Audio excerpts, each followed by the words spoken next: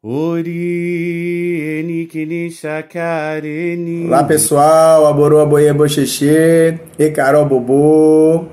Como falado, vamos falar mais um pouco sobre Ori, né? Hoje sobre as instâncias espirituais modeladoras. Então vamos lá.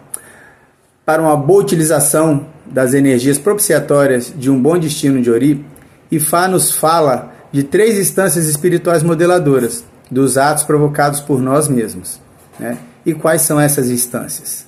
Primeiro, a Kunleyan. É o destino escolhido por cada um de nós na instância em que nos ajoelhamos diante de Alamopim.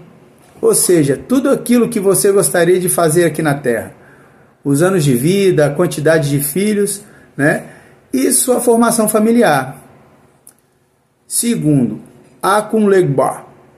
São as situações que acontecerão no espaço de tempo que são dados ao indivíduo, né?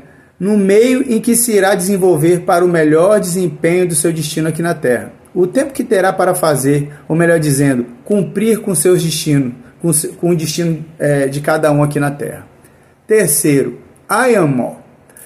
Ayamó é a parte imutável, inalterável do nosso destino. São as coisas que Olodumare escolhe no céu para as pessoas fazerem na Terra, as missões. Embora essas pessoas escolham seus destinos, elas são escolhidas para desenvolver certas funções na Terra, né? Essas missões específicas para as quais estão indo na Terra cumprir, podem ser consideradas parte do plano de Olodumare. Em outras palavras, a razão para a sua criação é cumprir funções específicas contidas na palavra de Deus, Ifá, e também ter seu próprio... ter também seu Ori como destino. As instâncias de Akunleyan e Akunlegba são mutáveis, podem sofrer mudanças pelo vínculo com a sociedade ou a perda da estrutura formal do nosso alinhamento com o destino original. Essa mutação é devida muitas vezes aos agentes externos, né, a nós mesmos, como por exemplo os Araye, né, que são os filhos do mundo, e também as forças obscuras da noite, os Elenine, que corrompem a mente e as boas ideias dos que nos precedem.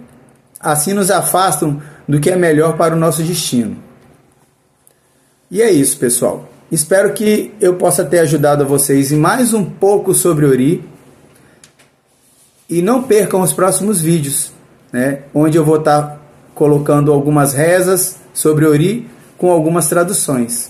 Me chamo Babá Facolade Adjaoreni e espero vocês nos próximos vídeos. Odabó!